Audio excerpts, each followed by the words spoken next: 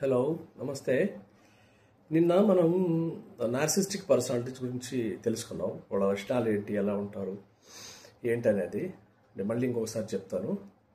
వాళ్ళు ఎప్పుడూ తమకు తామే గొప్పగా, తమకంటే గొప్పవాళ్ళు అన్నట్టుగా, ఇతరుల బాధ అర్థం చేసుకోకుండా ఉండే ఇదిలో నేనే గొప్ప అనే పద్ధతిలో ఉంటారని అనుకున్నాం. కానీ వాళ్ళని ఎలా డీల్ చేయాలి? బికాజ్ మన ఆఫీస్లో బాస్ ఉన్నారనుకోండి, మన ఉద్యోగం వదిలిపెట్టాలేం కదా. సో ఎలా? ఇంట్లో భార్య భర్త అలాగా ఉన్నారనుకోండి, వదిలిపెట్టిపోలేంగా. అలాగే పిల్లలు ఉన్నారనుకోండి, ఫ్రెండ్స్ ఉన్నారనుకోండి. సో ఎలా వీళ్ళని డీల్ చేయాలి, మన రెగ్యులర్ దీంట్లో ఎలా చేయాలని చూస్తే, ఫస్ట్ వాళ్ళ తత్వాన్ని అర్థం చేసుకోండి. వాళ్ళు ఏ రకమైన ఇదిలో ఉన్నారు, ఎలా మాట్లాడుతున్నారు అనేది అర్థం చేసుకోండి. తర్వాత వాళ్ళకి కొన్ని బౌండరీస్ నిర్ణయించండి. అంటే ఎంతవరకు మాట్లాడాలి ఏంటనేది మీరు ఒక బౌండరీస్ నిర్ణయించి పెట్టుకోండి. తర్వాత వాళ్ళ బిహేవియర్, ఎలాంటి బిహేవియర్ చూసుకున్న తర్వాత మీకు ఏదైతే ఇష్టం లేదో అది స్పష్టంగా చెప్పండి. మీరు చేసే పని ఇది నాకు ఇష్టం లేదు, లేదా మీరు మాట్లాడే మాట నాకు ఇది ఇష్టం లేదు అని చెప్పండి. తర్వాత వారి ప్రవర్తనకి మీరు ఎంత ఎక్కువగా స్పందిస్తే వాళ్ళు అంత ఎక్కువగా మిమ్మల్ని కంట్రోల్ చేయాలని చూస్తారు. కాబట్టి ఎక్కువగా స్పందించకండి వాళ్ళకి. కనుక ఆ స్పందన కొంచెం తగ్గించండి. తర్వాత ఏంటంటే, ఏదైనా మీరు చెప్పదలుచుకునేది స్పష్టంగా, సంక్షిప్తంగా, తక్కువ మాటలతో చెప్పండి. ఎక్కువ వివరణలు ఇచ్చేదానికి ప్రయత్నించకండి వాళ్ళకి. తర్వాత కొన్ని సందర్భాలు అవసరం అయితే డిజార్మింగ్ ఫ్రేజెస్, అంటే ఏదైనా ఒకటి చెప్తున్నారనుకోండి, మీరు చెప్పేది నాకు సరిపోవటం లేదు, నాకు అది వీలు కాదు, అలా చెప్పండి ఒకటి.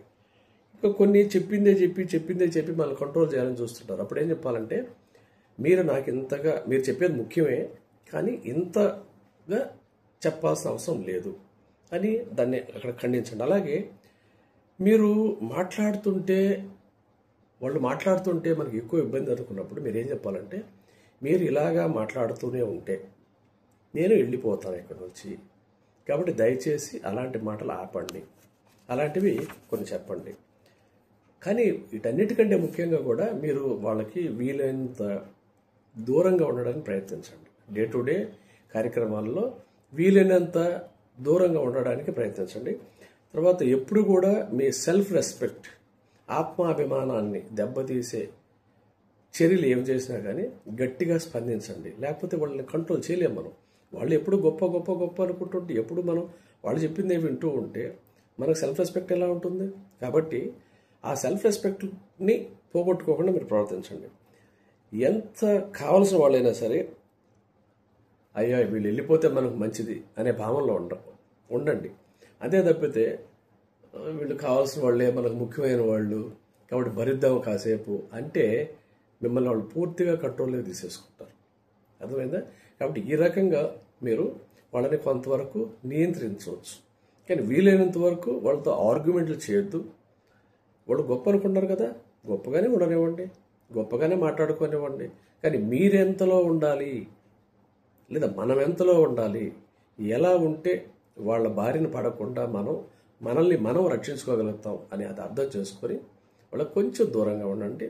ఏదైనా చెప్పదలుచుకునేది మొహమాటం లేకుండా క్లియర్గా, స్పష్టంగా చెప్పండి. అలా చెప్పినప్పుడే మీరు వాళ్ళ నుంచి ఎంతో కొంత బయటపడగలరు, వాళ్ళ ఇన్ఫ్లుయెన్స్ నుంచి. లేదంటే ఎప్పటికీ వాళ్ళు మిమ్మల్ని కంట్రోల్ చేయడానికి ప్రయత్నిస్తూనే ఉంటారు, మీరు బాధపడుతూనే ఉంటారు. అవి ఇబ్బంది. Okay, thank you.